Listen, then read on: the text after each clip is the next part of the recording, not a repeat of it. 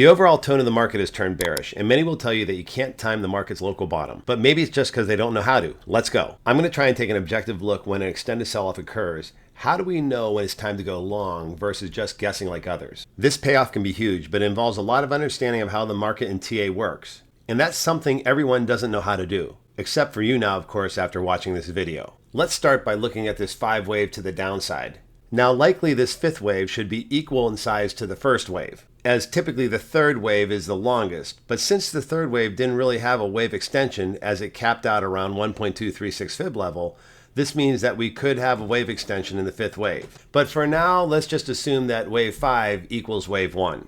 So in order to determine where this 5th wave ended, I just went ahead and took my fib extension tool and drew the fib extension of the 2nd and just went ahead and applied this to the 4th, and then you can see here where we expect the 5th wave to end. This also shows us where we see the 1.618 fib and the 2.618 fib. So there's 3 essential areas where we can pretty much land, but getting this close isn't good enough. We'll go through details later on how to understand where exactly this occurs with something called a confluence of indicators. But first, let's talk about how much this could pump. In the end, I'm doing this to make money, not impress my friends. If this wave 5 completes, which would form a larger wave 1, then we're likely to see this happen into the end of January. Now, how do I know this timing? I say this since typically the 2nd wave is normally the same in duration to wave 1. And this guy has taken us 3 months to construct. So assuming we complete the 5 wave in a similar time period, we can simply use our fib time tool in order to figure out when this 100% happens. And you can see here it's just pretty much at the beginning of February. Now here's a blessing and curse about the corrective waves. It could be as simple as zigzag, which has an ABC structure. And under normal garden variety conditions, the retrace of the corrective wave is deep, around at least 50% of the drop. This would feel like a year-end rally if we use the fib retrace tool. So if we just say, hey, we expected this to stop somewhere around that 1st wave, then the 50% retrace would happen somewhere back up to around the 440. Could even go deeper, into like the 445 area, but this would get us in ballpark. But there are a ton of other corrective waves. And this is where I'm going to sound like Bubba Gump and his shrimp. We got flats, regular flats, expanded flats, running flats, triangles, ascending, descending, contracting, expanding, double 3, triple 3, all of which can essentially end where they began. So this makes it messy when trying to trade them at times. But this is where I can help. If you make sure you're subscribed, you won't miss my signals for various trades I share daily. If you check out some of my prior videos, you'll see how these trades make 5% or more in a short amount of time. And with stop to limit losses,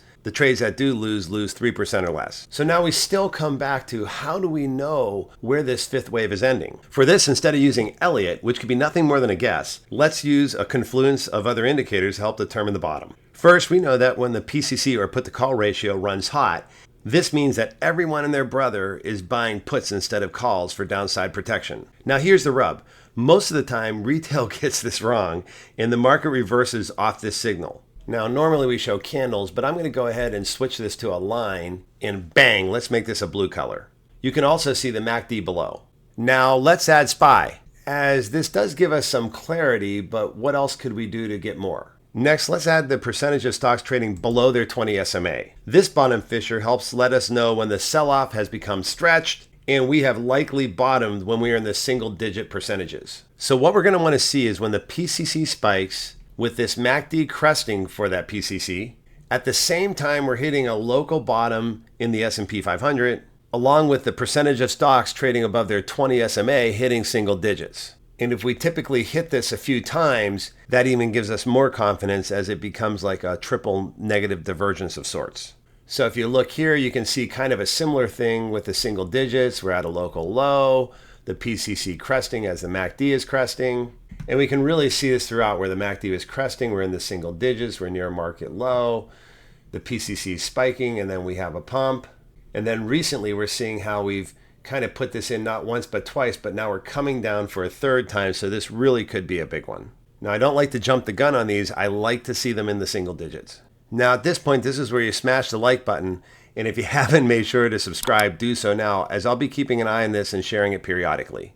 Again, if you want to see all my signals in real time, then join the Discord for only $5 per month, and you'll get my feedback as well. As that's all I have for now until the next video, and we'll see you then.